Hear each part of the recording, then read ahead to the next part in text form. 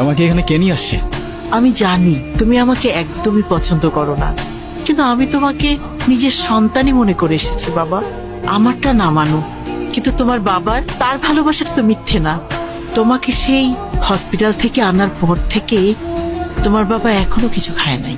বলছিল ইভান উঠুক, একসাথেই খাবো। বাবা কোথায়?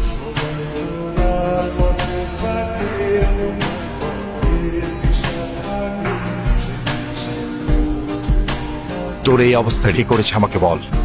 আমি বেঁচে থাকতে আমার ছেলের গায়ে হাত দিছে এমন কলিজা এই শহরের কার আছে? বাদ দাও না, তুমি বেঁচে থাকতে অনেক কিছুই তো হয়ে গেছে, তাই না? তুই হয়তো আমাকে কখনই মাফ করতে পারবি না, তাই না? মাফ করার কিছু নাই তো, তুমি তো কিছু করোই নাই। এটাই আমার দোষ। আমি কারোর জন্য কখনো কিছু করতে পারিনি। জানিস বাবা, আমি কখনোই চাই নাই আমি যেভাবে অভাব কষ্টে আমি আমার জীবনটা পার করছি, আমার সন্তান সেটা করুকই চাইনি।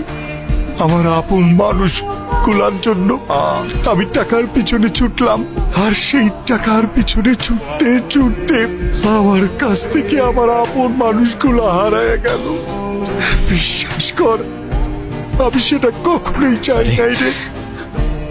তুমি কান্না করো না বাবা, আমি আছি তো। তুমি কাঁদলে তোমার ছেলে কি করবে বলো? কই কই কাঁদতেছি? আমি তো কান্না করতেছি না রে বাবা।